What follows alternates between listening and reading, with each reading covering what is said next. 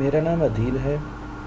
अहमद और फातिमा किसी बात पर बहस कर रहे थे। मैंने जाके पास सुना तो फातिमा कह रही थी कि बीज एक जगह से दूसरी जगह जा सकते हैं, सीड्स एक जगह से दूसरी जगह जा सकते हैं। जबकि अहमद हंस रहा था और कह रहा था कि मैंने आज तक कोई ऐसा सीड नहीं देखा जो साइकिल पे जा रहा हो, या मैंने किसी बीज को उड़ते हुए नहीं देखा, तो बीज कैसे एक जगह से दूसरी जगह जा सकते हैं।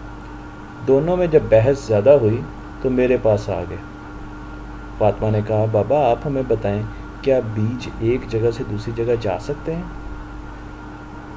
तो मैंने उनको कहा, इसके लिए पहले आपको कुछ और चीज़ें जाननी पड़ेंगी। तो अब हम डिस्कस करते हैं कि क्या बीज एक जगह से दूसरी जगह जा सकते हैं कि नहीं।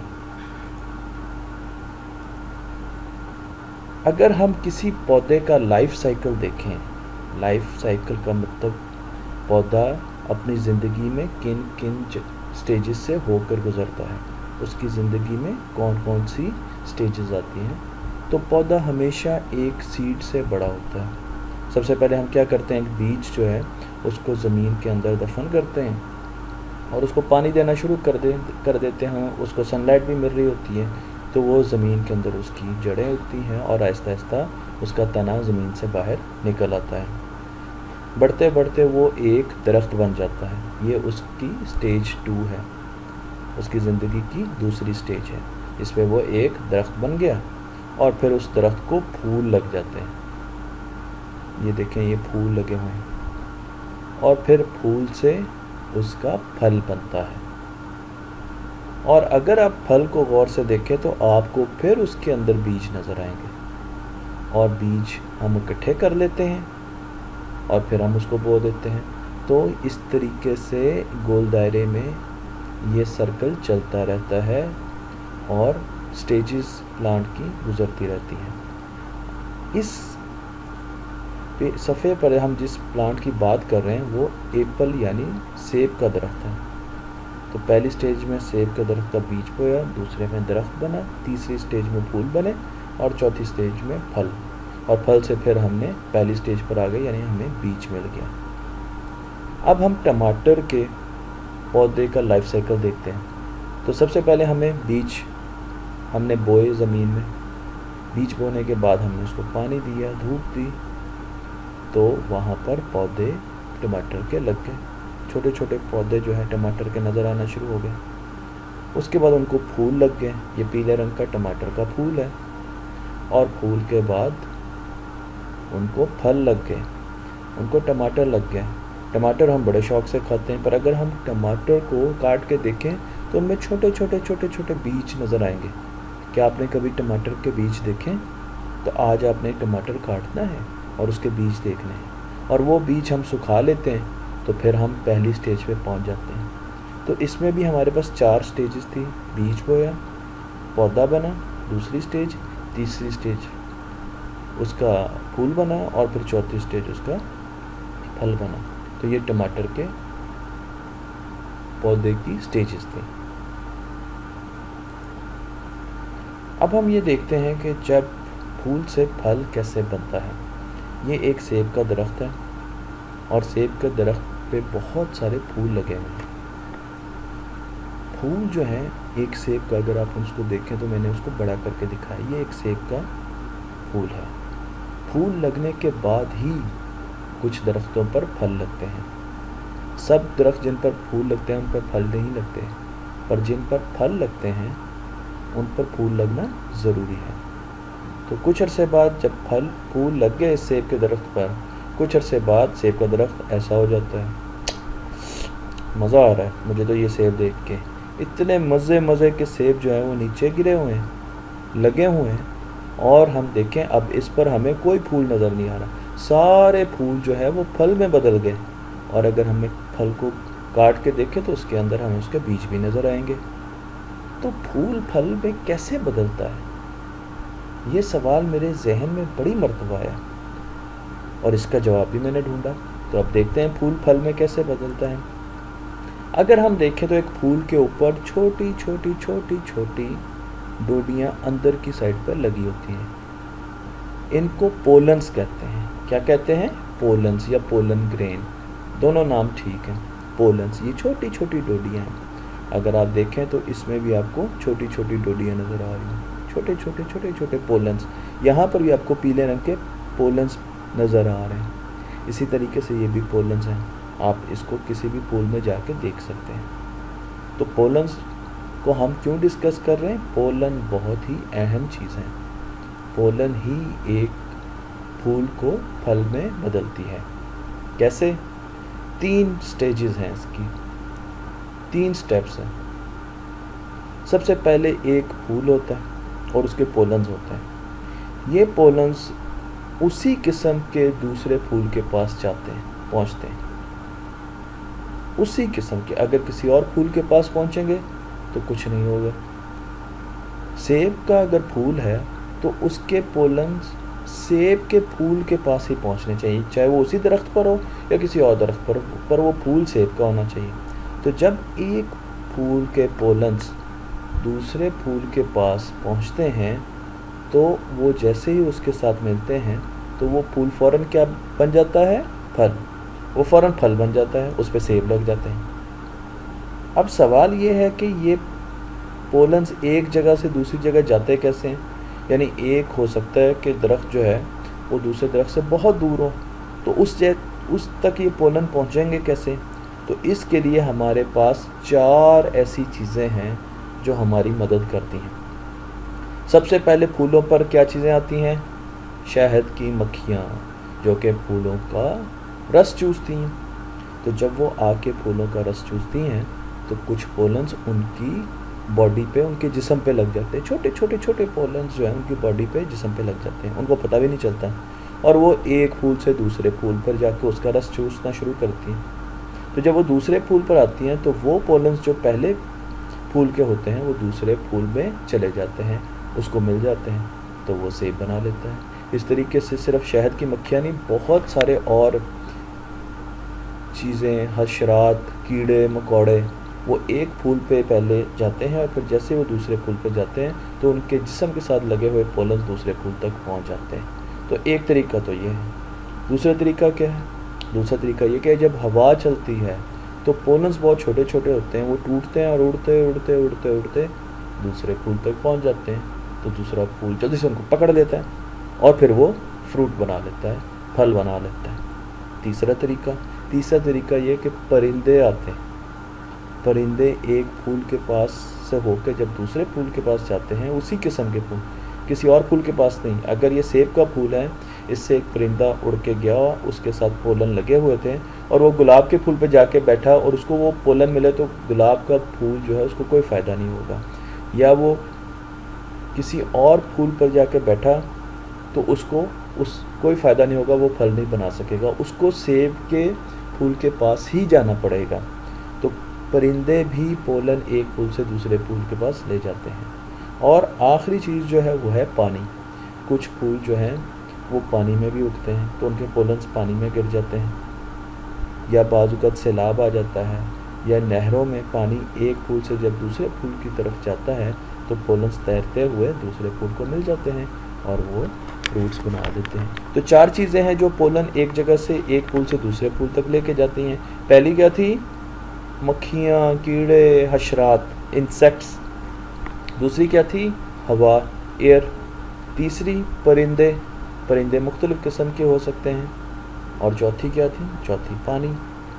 और इनके अलावा जानवर भी पोलन एक जगह से दूसरी जगह ले जा सकते हैं। तो यहाँ पर मैंने कुछ तस्वीरें दिखाई हैं। अभी देखें शहद की मक्खियों पर, इसके ऊपर इतने पोलन लगे हुए हैं, पीले रंग के छोटे छोटे पोलन लगे हुए हैं, और अब ये जाके उसी किस्म के दूसरे फूल पर बैठेगी तो ये पोलन उसको मिल जाएंगे।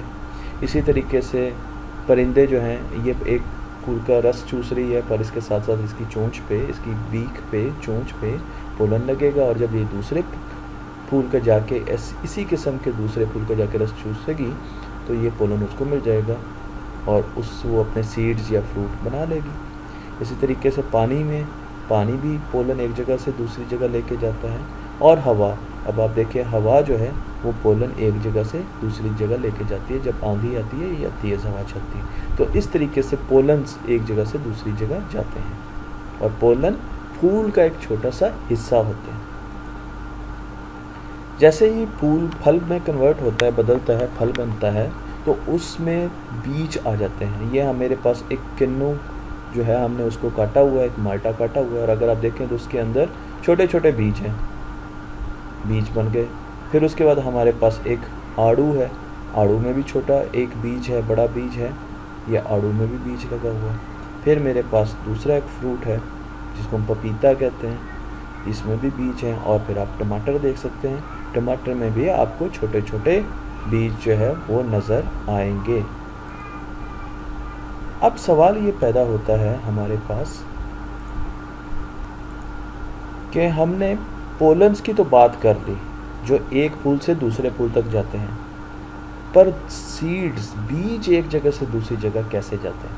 क्या उनको कहीं और जाने की ज़रूरत है? ये एक दरख्त है, इस पर छोटे छोटे छोटे छोटे बीज होंगे। अगर ये बीज इस तरफ से सीधे नीचे गिर जाए यहाँ पर, तो क्या वो यहाँ पर ग्रो कर सकेंगे? क्या वो यहाँ पर एक दरख्त बन सकेंगे?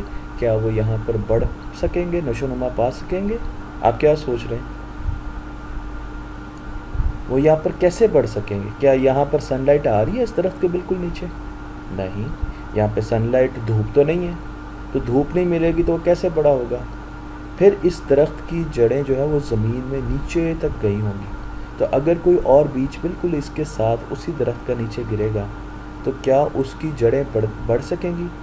उसकी जड़ें नहीं बढ़ सकेंगी, क्योंकि ऑलरेडी पहले ही इस दरख्त की जड़ें जो हैं वो ज़मीन के अंदर फैली हुई हैं। तो उस दरख्त की जड़ों को बहुत मुश्किल होगी, उसको सनलाइट भी नहीं मिलेगी। तो इसके नीचे जैसे ही कोई सीड गिरेगा, इस दरख्त से नीचे बीज गिरेगा, वो बड़ा नहीं हो सकेगा। तो इस दरख्त को अपने बीज थोड़े सी दूर फेंकने पड़ेंगे, या इस दरख्त के बीजों को दरख्त बनने के लिए थोड़ा सा दूर जाके गिरना होगा, ताकि उनको धूप मिल सके और वहाँ पर कोई किसी किस्म के दरख्तों की जड़ें भी ना हो।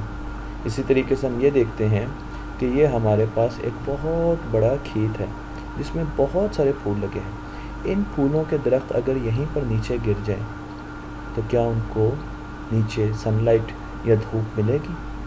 नहीं, उसको धूप तो नहीं मिलेगी। तो क्या वो फिर बढ़ सकेंगे धूप के बगैर? नहीं, वो तो धूप के बगैर पौधे नहीं बन सकते। तो इन बीजों को यहाँ से कहीं दूर जाना होगा, ताकि वो किसी ऐसी जगह जाके गिरे जहाँ पर उनको धूप मिल सके। तो इस वजह से पोलन्स की तरह बीजों को भी एक जगह से दूसरी जगह जाना पड़ता है। बीज भी एक जगह से दूसरी जगह जाके गिरते हैं। अब मैं आपको कुछ बीज दिखाता हूँ, आपको बड़ा ये मज़ा आएगा देख के। ये एक बीज है वाइन सीड का। ये वाइन सीड जो है, ये वाइन एक बेल होती है जो अमूमन दरख्तों के ऊपर चढ़ जाती है, एशियाई मुल्कों में पाई जाती है, और उसका ये एक बीज है। और ये बीज जो है ये एक ग्लाइडर की तरह हवा में उड़ता हुआ दूर जाके गिरता है। यानी ये एक जहाज़ की तरह तैरता हुआ हवा में दूर जाके गिरता है। और इसके साथ अगर मैंने यहाँ पर भी ये दिखाया है, ये ग्लाइडर, इसका सीड दिखाया, तो इसके अंदर ये एक छोटा सा सिक्के की तरह का एक बीज है। तो ये जब अपने दरख्त से या बेल से दूर जाके गिरता है, तो फिर ये सीड को जैसे हवा मिलती है, पानी मिलता है और धूप मिलती है, तो ये एक और वाइन बेल में बदल जाता है। इसी तरीके से हमारे पास मैपल सीड्स होते हैं, मैपल ट्री होते हैं, उनके बीज ये देखिए ऊपर लगे हुए। तो जब ये मैपल बीज अपनी जगह से टूटता है, तो ये बिल्कुल घूमता घूमता दूर जाके गिरता है। ये बिल्कुल वहाँ नीचे नहीं गिरता, बल्कि ये हवा में तैरता रहता है और ये फिर अपने दरख्त से दूर जाके गिरता है। इसी तरीके से डैंडलाइन जो आपने देखा होगा, इसको अगर हम फूंक मारें या हवा चले, तो इसके बीज जो हैं, ये इसके छोटे छोटे बीज हैं, ये काले रंग के आपको छोटे छोटे नहीं, तो ये पैराशूट की तरह दूर हेलीकॉप्टर की तरह जाएंगे और किसी वीरान सी जगह पे जाके गिर जाएंगे, और फिर वहाँ पे डैंडलाइन का जो सीड है वो दरख्त उसके पौधे में बदल जाएगा। तो पोलन्स की तरह, जिस तरह पोलन एक फूल से दूसरे फूल तक पहुँचते हैं, सीड्स भी एक जगह से दूसरी जगह जाते हैं जहाँ पर वो आसानी से बढ़ सके। ये कुछ एग्जांपल्स हैं। अगर आप देखें तो सबसे पहले डैंडलाइन है, जो कि हवा की वजह से इसके सीड्स जो हैं वो उड़ते जा रहे हैं। इसी तरीके से मेरे पास कुछ और दरख्त हैं जो अपने सीड्स फेंकते हैं। ये जब इनके सीड्स पक जाते हैं, इनके बीज पक जाते हैं, तो ये हवा में ज़ोर से उनको फेंकते हैं ताकि वो दूर जाके गिरें।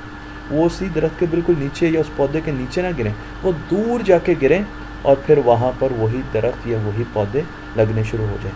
तो ये प्लांट्स और पौधे खुद करते हैं, अपने सीड्स एक जगह से दूसरी जगह फैलाते हैं। सीड्स को प्लांट्स जो है वो भी फैलाते हैं, पर उसके अलावा भी कई तरीके हैं। जिस तरह हमने पोलन्स का कहा, पोलन फूल से फूल तक जाता है। पोलन का मकसद फूल को फ्रूट में बदलना होता है, वो सीड नहीं होता। पोलन एक सीड नहीं है, वो नया पौधा नहीं देता हमें, बल्कि उसका काम सिर्फ ये होता है कि वो एक फूल से दूसरे फूल में जाता है, उसी किस्म के फूल में जाता है और वहाँ पे फ्रूट बन जाता है। सीड्स जो है वो एक पौधे से दूसरी जगह पर ज़मीन पे जाके गिरते हैं और वहाँ पर नया पौधा बन जाता है, वहाँ पे नया पौधा लग जाता है। तो सीड्स जो है वो एक जगह से दूसरी जगह कैसे जाते हैं?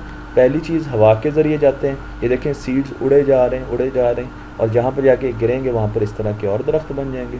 दूसरा, बिल्कुल उसी तरीके से जिस तरह पोलन एक जगह से दूसरी जगह जाते हैं, परिंदों के ज़रिए। अब ये परिंदा है, इस पर बहुत ज़्यादा सीड्स लगे हुए हैं, बहुत ज़्यादा सीड्स लगे। ये किसी दूसरी जगह जाके बैठेगा जहाँ पर ज़मीन नरम होगी, पानी होगा, हवा होगी, तो वहाँ पर ये पौधे उग जाएंगे।